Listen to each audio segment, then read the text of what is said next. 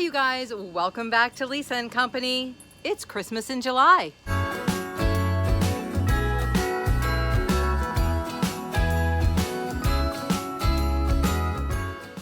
Although it is a stunningly warm day here, I am in my favorite Christmas shirt, so we can do 5 super quick, cheap and easy Christmas Dollar Tree DIYs. Let's go.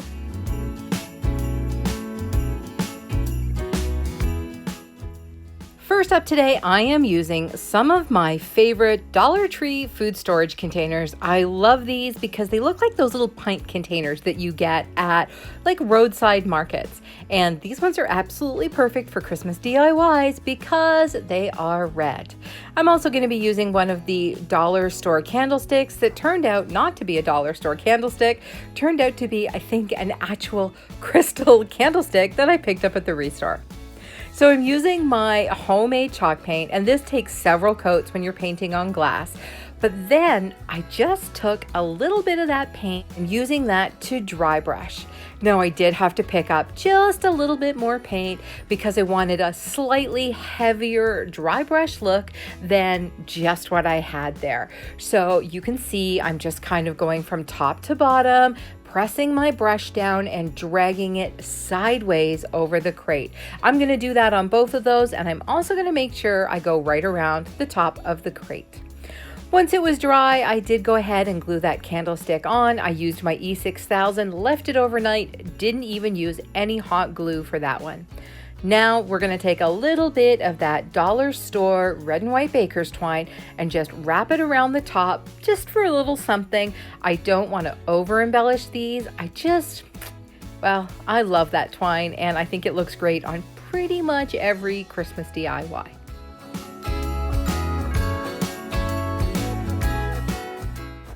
Now, because of those holes in the side of the crate, that green floral foam is going to show. And if I had used moss to hide them, well, that would have just been a big mess.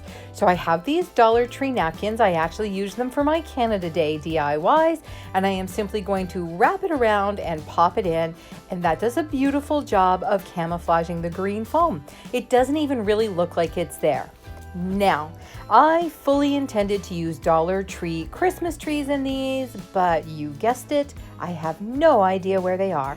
So I am just using a few pieces of these Christmas greeneries, how about winter greeneries, that I picked up at Dollar Tree and Dollarama, and we're going to use those for now.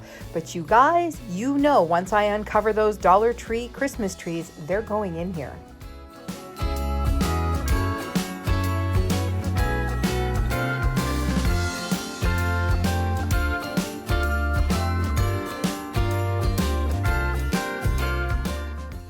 And oh my goodness, I think they look so pretty. And you know, if I didn't have to get ready to start my fall DIYs, I have a feeling I would leave these out for the rest of the year. But I do, so I'm going to enjoy them this week before I tuck them away for the holidays.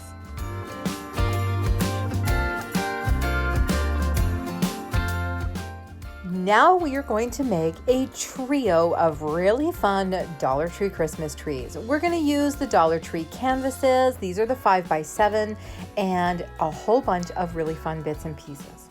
I picked up these stars. They are not beads. They are literally just star embellishments. And I have to head back to Dollar Tree and see if I can find some more of these because they are so much fun. So all I did was glue them in the shape of a tree, except then I wasn't really happy with the way they came out, so they all came off and I started again. I think what happened was I was trying to do it sideways and the Christmas tree just wasn't coming together sideways.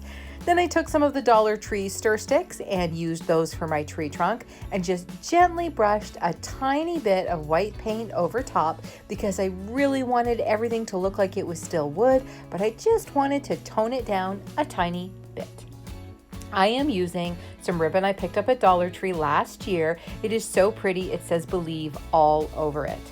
For this Christmas tree, I'm using the Dollar Tree wood snowflake stickers, same ribbon on the outside. And for the last one, do you recognize these? These are the Dollar Tree felt pot dividers. I never know what to call them. Well, I used a wood biscuit and cut out the shape, put them all on there, and I am so happy with these. Now, because I wanted mine to stand up, I decided to add one of the tumbling tower blocks to the back, but if you were going to hang these, you would be all finished by now.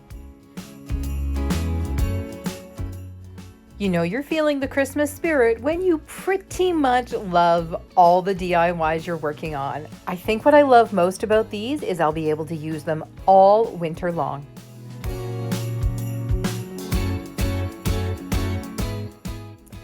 For this one, we are actually using one of the Dollar Tree spring signs. Now, I have already painted the back with a really rough coat of my white chalk paint. Now, using those furniture repair markers from the Dollar Tree, and you guys, these are so great. I'm just remaking the shiplap marks on here so you can see it a little bit better. Then I'm going to take the same marker and I'm just going to slightly go all the way around the edge, not in a solid line. I just kind of let it bounce and break as I went to give it a really, it's a nice border, but it's a nice rustic finish at the same time. I should have put a disclaimer at the beginning of this video, because if you're going to finish this DIY the way I did, then you are going to have glitter everywhere. Oh, Dollar Tree, if you can hear me, could you take down the glitter just a little bit?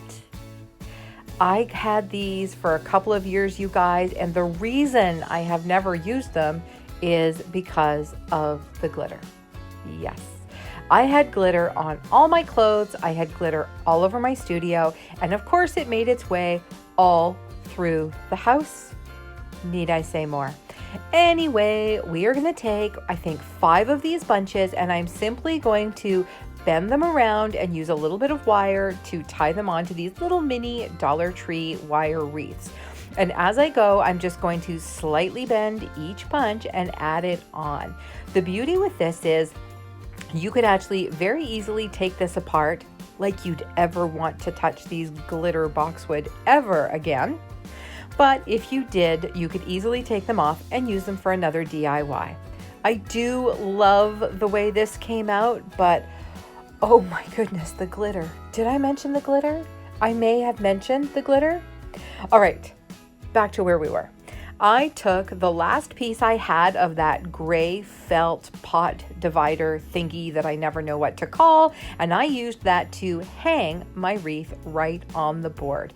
Now, I opted for no bow or no other embellishments on this. You do whatever works for you. You could really make this snazzy. You could put a beautiful glittery bow on it, but I was really aiming for that farmhouse and the juxtaposition between that shiplap background, the gray felt, and all that glitter. Do you love it like I do, though?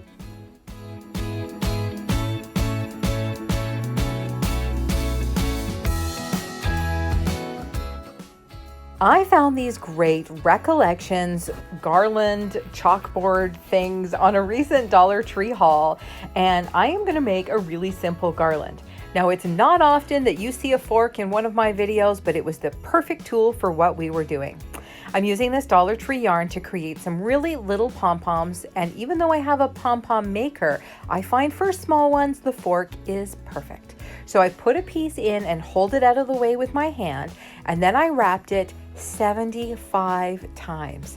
That's right, that's a lot for a teeny tiny pom-pom, but I wanted them to be really full and really dense, not floppy ones. Once I had wrapped it, I tied it together, and as I pulled it really, really tight, I just slid it off the end of the fork. Tied it 1 or 2 more times, and then I'm going to go in with a small pair of scissors and trim it off. Now make sure you don't trim off those strings yet.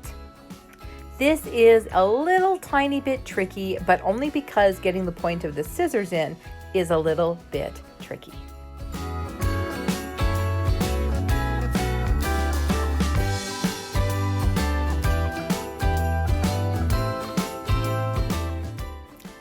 Once I had it all fluffed up, I did go in and give it a little bit of a haircut just to make sure it was a nice round pom-pom. Once I was finished my pom-poms, I lined up my garland exactly how I wanted it to look, and using one of these Dollar Tree chalk pens, I'm going to create my designs. Now, what I like to do with these is make a nice point, and that's so that that really dull point at the end is a lot easier to work with, more like a regular pencil. So I'm going to go ahead and put December 25th right in the center one here. And I'm just hand lettering today because with one of these chalk pens, if it doesn't work out exactly how you like, well, you can just wipe it off and start again. And then I'm going to work my way out from the center, and I'm just going to create a couple of sort of winter or Christmas icons. So for this one, I'm doing a nice wintry tree, and then after that, I'm going to do a really pretty snowflake.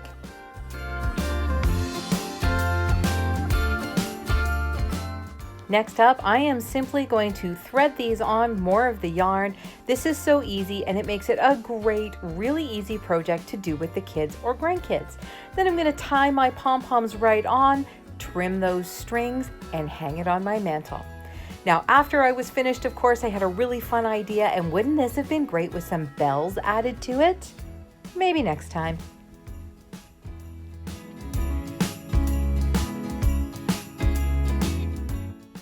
Since I was already making pom-poms, I thought I would make a whole bunch more and create myself a nice set of winter farmhouse beads with some pom-poms.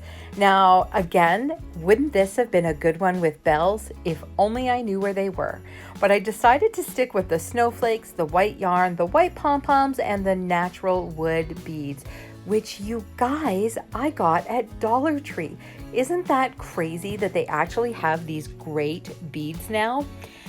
I'm not even going to tell you how many packages I bought because, well, there's hauler and then there's hoarder. So you can see this is super easy. I decided to separate my pom-poms with 5 beads each.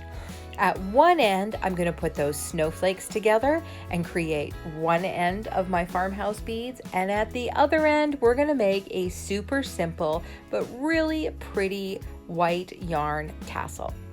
And this yarn from the Dollar Tree is so pretty and so soft that it almost had the appearance of a great big fluffy pom-pom or snowflake all on its own. Oh my goodness, I freaking love this. And yes, this is going to feature on my tiered tray for sure. Now, considering it's a very warm day in July, I am loving these Christmas in July DIYs. And I am pretty sure that just as soon as I put my fall decor away, these babies are coming out. I really hope you enjoyed these Christmas in July DIYs as much as I enjoyed making them. And please head down to those comments and tell me which one was your favorite. You guys, that is a wrap for me today. I really hope you enjoyed these 5 super quick, cheap and easy Christmas in July DIYs, and I hope you'll pack away these ideas and make them for yourself. Make sure you head down to the comments and tell me which one was your favorite. Now, I have to move from my very favorite season to my very close second favorite season, and that is fall.